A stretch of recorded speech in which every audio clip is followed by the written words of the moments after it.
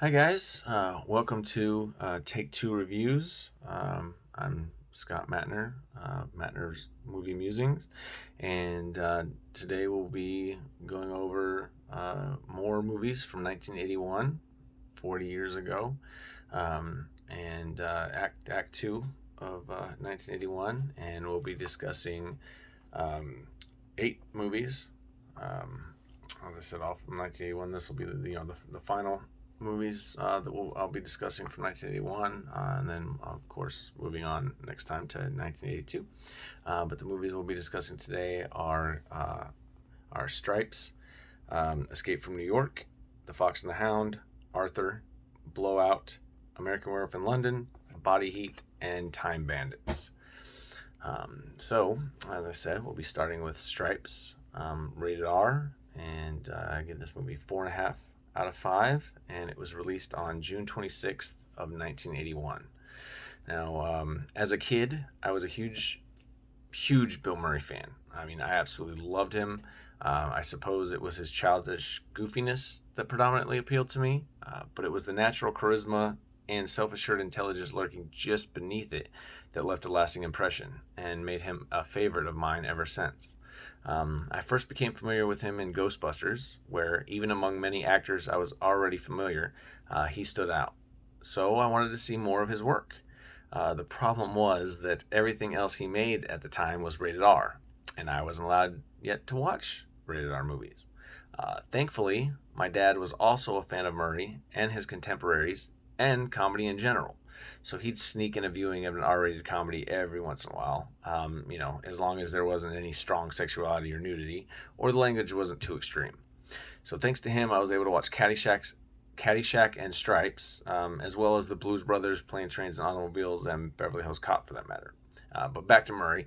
While Caddyshack is the more popular, and Murray's performance in that is still one of my favorites, Stripes has always been my preference of the two films. It just has such a precise comic rhythm. It's anarchic and chaotic, but with perfect comic timing and the structure of a classic underdog story. I mean, it's often been referred to as Animal House in the Army, and that's accurate, but more specifically, it's Bill Murray goes to the Army, and he's where the funny lies.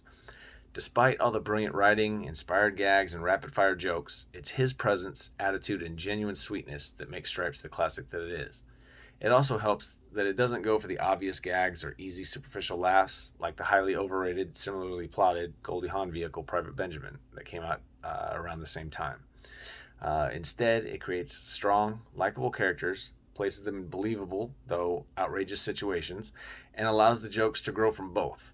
It also doesn't hurt that those characters are brought to life by a bevy of comic talents, including Harold Ramis, John Candy, and John Larroquette. And as for Murray, he's never been funnier. He's never been better. Stripes boasts him at his most likable, bombastic, and hilarious. To this day, I don't think he's made a better comedy. And even compared his best dramatic turn, I don't think he's given a better overall performance. Stripes is the quintessential Bill Murray movie and a classic comedy that still holds up today, even after multiple viewings. Next, we have Escape from New York, rated R. I give this one 4 out of 5 stars, and this one was released on July 10th, 1981. Escape from New York isn't one of director John Carpenter's best films, but it's the best example of what makes his films so enduring and proves he's such a distinct, innovative talent. He's one of the few directors who knows how to get his money's worth. He takes big ideas and manages to make them into low-budget hits. Made by the studios, Escape could have easily cost $50 million and would have been all the worse for it. I'm not sure how much Carpenter spent, but I know that it was much less and it was just enough. Rather than focus on excessive special effects and overblown action sequences, Carpenter is more interested in the colorful characters that inhabit his futuristic society and has placed them in a fun, exciting action thriller. In a sense, this is a precursor to James Cameron's even more successful achievement, The Terminator. In fact, it's a creation of the entire genre. Like his Halloween was the origin of the modern slasher film, Escape is the birth of the dark, nihilistic vision of the future that overtook modern sci-fi. Before it, visions of the future were attractive and optimistic in films like Star Wars, 2001, and Logan's Run. This isn't as innovative as Halloween, and many of the post-apocalyptic films that followed were much better. However, it does have one great element that those films don't have, and that is a badass anti-hero as iconic as Escape's Snake Plissken, played beautifully, powerfully by Kurt Russell, one of the toughest and most emulated cinematic action characters of all time. That's not to say that the movie itself isn't strong, but the plot is rather simplistic. But that's kind of the MO for this kind of picture.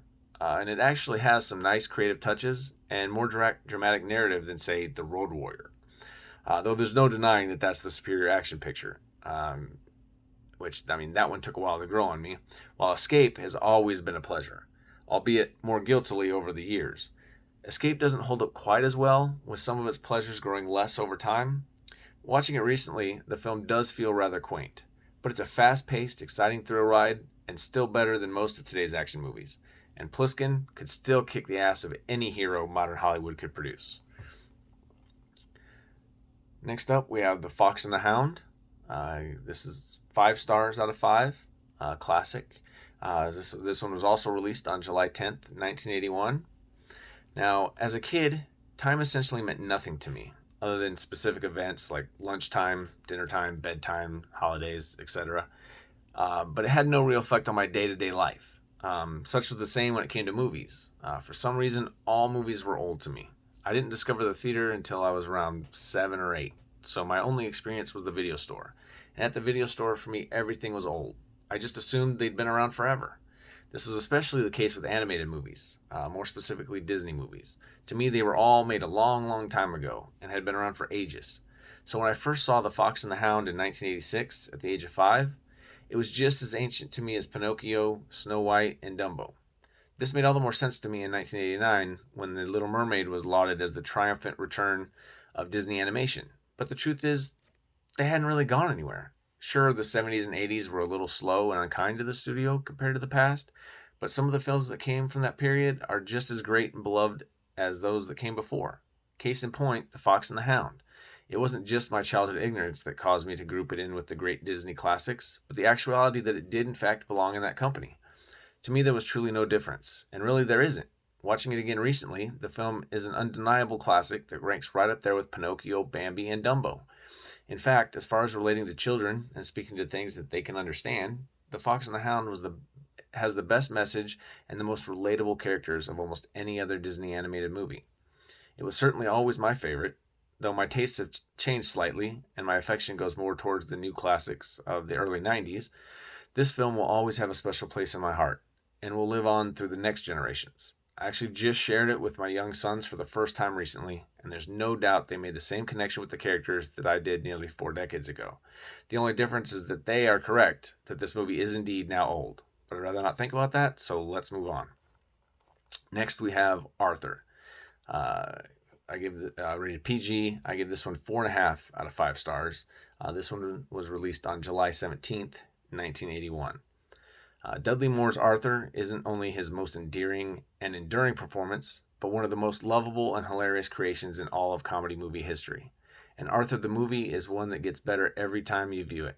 I've personally seen it over a dozen times over the years, and 3 things stick with me most after each viewing. The first being Moore's perfect balance between subtle wit and over-the-top goofiness. Second is the sweetness and authenticity of his romance with Liza Minnelli, exhibited most notably during their meet-cute in the department store. And lastly, the tough paternal butler, Hobson, played to perfection by John Gielgud, who won a much-deserved Oscar for it. But it's really Moore's show. The movie is called Arthur, after all, and his amiable portrayal of a lovable drunk is the heart of the film. And what a heart he has. While his drunken antics do make for some classic comedic moments, it's his sweetness and love for life that make for a character we can't help but fall in love with. I think the main reason many of us keep coming back to this movie is merely to spend time with him, like returning to visit an old friend. The plot is a rather predictable take on a good old-fashioned fairy tale. Along with being a drunk, Arthur is incredibly wealthy. But in order to keep his money, he has to clean up and marry the daughter of another rich tycoon in order to further secure the family business. The problem is, he doesn't love her. Things get more complicated when he meets Linda, the Manila character, in that department store and immediately falls in love. Now he must choose between love and money and decide which will make him truly happy. He is aided, somewhat reluctantly, by the closest thing he has to a friend, his cynical old butler, Hobson. Just recalling the movie in my mind as I talk about it brings me great joy and puts a smile on my face. This is one of those films that seems almost perfect, cleverly, wittily written, precisely directed, and perfectly cast. My only grievance with the film is that it doesn't take any chances. It follows too neatly along its predictable storyline. Other than Arthur himself, there doesn't seem to be a moment of spontaneity. However, that's a small complaint, especially when the story is, as it is told so expertly. And when spending time with a character as colorful as Arthur, any story seems fun and exciting. Next up, we have Blowout. I rated R. I give this one another 5 out of 5 stars. One of my favorites. This one was actually released on July 24th, 1981, exactly 40 years ago, the day I was born. July 24th is my birthday. So, growing up, there were hundreds of movies that sparked my imagination and fueled my love for movies. But there were 3 filmmakers that really defined my childhood and shaped my view of movies: Tim Burton, Steven Spielberg, and Brian De Palma. Spielberg helped create and shape my childish fantasies. Burton expanded the limits of my imagination. But it was De Palma who really cemented my love for cinema and made the process of filmmaking itself interesting and exciting. It was his films that really brought my attention to the intricacies of camera placement and just how the camera itself could be used to tell the story and be as important to plot as the screenplay or the actors. Of course, my introduction to De Palma were his more popular films like Scarface, The Untouchables, and Carrie. But as an avid fan of Hitchcock, it was his lesser-known thrillers that really left an impression. While due mostly to its shock factor, it was Dressed to Kill that left the biggest impression. But it's Blowout that has long been a favorite, and my affection has only grown with time. After several Hitchcockian thrillers that wore their inspiration on their sleeve, Blowout is a film that feels 100% De Palma. Sure, it springs from many inspirations, including Blow Up, The Conversation, and, of course, Hitchcock. Yet here there's simply a starting point, and De Palma takes us on a fully original and unpredictable journey. His story follows John Travolta as a reclusive Hollywood soundman who witnesses an accident when a car suffers a blowout and crashes into a river, all while recording sounds on audio tape. After rescuing a woman from the water, he is thrown into political intrigue when he learns that the other passenger in the car was a governor and potential presidential candidate. Things get more intense when he begins to believe that the car's tire was shot out and that he has the evidence on the audio recording. This movie sadly failed to connect with audiences at the box office and has in turn been lumped in with Travolta's slew of 80s flops, when in fact it's his best film pre-Pulp Fiction and one of his finest performances of his career. Watching it again recently, I was all the more impressed with De Palma's meticulous camera work. The scene in which Travolta listens to the tape of the crash while mentally recalling the sights that go along with the sounds is itself a cinematic masterpiece. Aside from being some of the best work from De Palma and Travolta, Blowout still holds up to this day as a suspense-filled nail-biter, with an ending that is just as shocking and powerful as it was 30 years ago when I first saw it, and presumably 40 years ago when it was first released. Next, we have An American Werewolf in London, rated R, 4 stars out of 5, released on August 21st, 1981. I've had an interesting history with An American Werewolf in London. When I first saw it around the age of 8 or 9, I was absolutely amazed. The effects were amazing, the jokes were silly, and of course there were lots of boobies. For the next couple of years, it became a favorite and a regular rental. But then I moved on to better, more impressive effects movies like T2 and Jurassic Park, and more titillating sexual features like Basic Instinct. Anyways, I returned to the film later around the age of 17 or 18, and I was much less impressed. The effects, while still technically impressive, were rather tame, the jokes were, silly, and I was no longer as impressed by the mere presence of boobs. For years, I looked at this film as a strangely overrated movie with some mild laughs and only kinda cool effects. Another problem, one that bothered me even upon original viewing, was the ending, or lack of one. The film just kind of stops after 90 minutes, without any real conclusion or satisfying closure. But I'm getting ahead of myself. The film tells the story of 2 young American boys who are backpacking through London who are attacked by a werewolf. One of them is killed, and one of them is merely wounded. The wounded one is hospitalized, falls in love with the nurse, and eventually comes to the realization that he is now a werewolf himself. The dead one returns periodically as a zombie, who warns the wounded one of his impending metamorphosis and tries to convince him to kill himself. Spoiler alert, he doesn't kill himself. He does in fact become a werewolf, and the nurse desperately tries to save him. Another spoiler alert, she doesn't.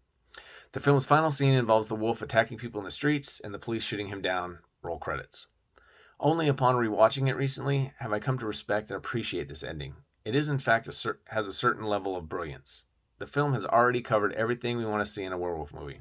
The werewolf is dead, therefore the movie is over. Also, what if he's not dead? Anything that could possibly happen next is left up to the viewer to decide. And aside from the ending, the film's humor is much more clever and the characters more endearing than I originally gave it credit for.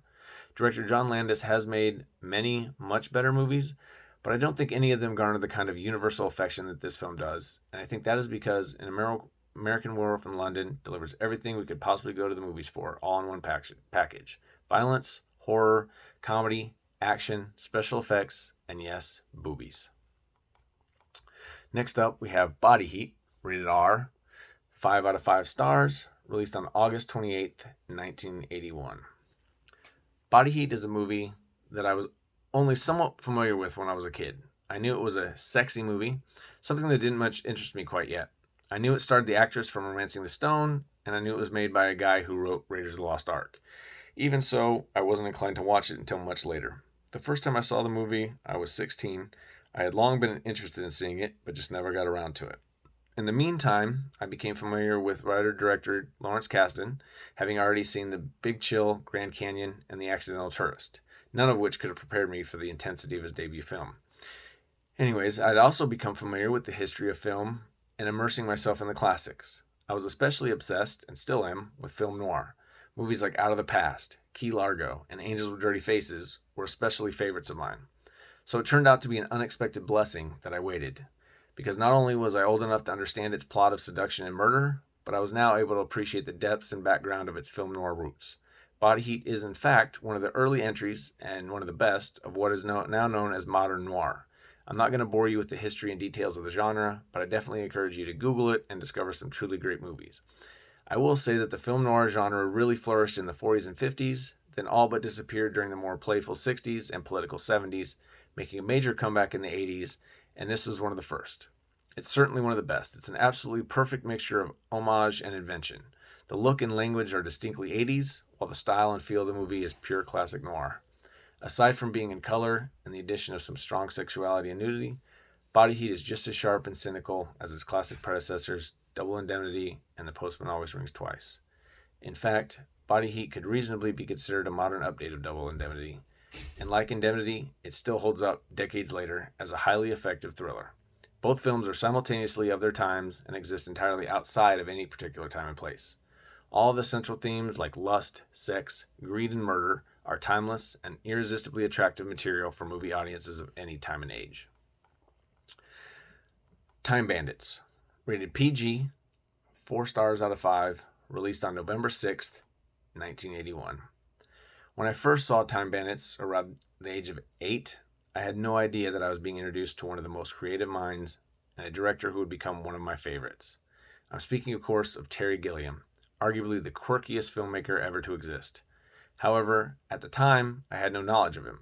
Monty Python, or probably even the existence of Britain, let alone British humor. To me, the film was just a highly enjoyable and exciting action movie. And it certainly is that.